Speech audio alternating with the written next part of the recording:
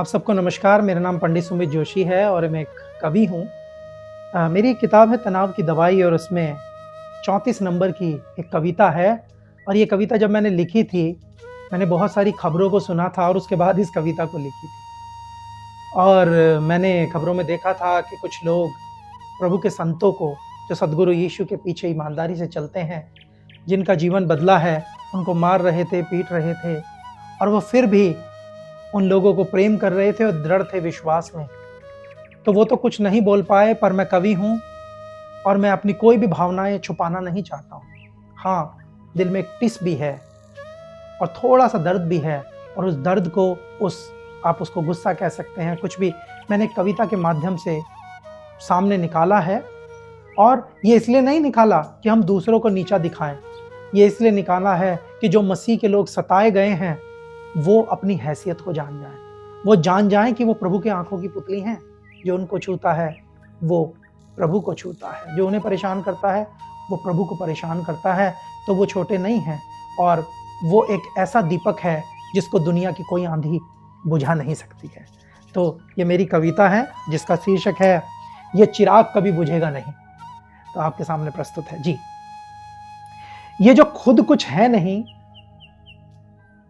और हमको आईना दिखाने में लगे हैं, ये जो खुद कुछ है नहीं और हमको आईना दिखाने में लगे हैं, ये जो पानी पी पी कर हमको सताने में लगे, ये जो पानी पी पी कर हमको सताने में लगे हैं, इनसे कह दो कि हस्ती मेरी मुझसे नहीं मेरे खुदा से है।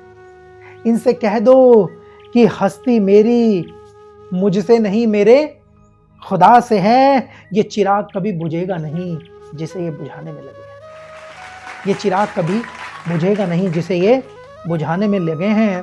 और ये जो यीशु और उसके बच्चों का नामो निशान मिटाने का दावा करते हैं, वो सुन लें। ये जो यीशु और उसके बच्चों का नामो निशान मिटाने का दावा करते हैं, वो जरा सुन लें।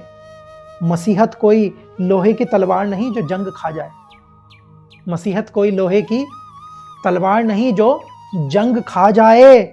ये तो एक जिंदा बीज है जिसे ये लोग मिट्टी में दबाने में लगे हैं। ये तो एक जिंदा बीज है जिसे ये लोग मिट्टी में दबाने में लगे हैं। ये चिराग कभी बुझेगा नहीं जिसे ये बुझाने में लगे हैं। और आगे सुनिएगा कि ये पहली बार नहीं कि किसी ने ये चाहत की है। ये पहली बार नहीं कि किसी ने ये चाहत की है और बाइबल को मामूली सी किताब समझकर फाड़ा है।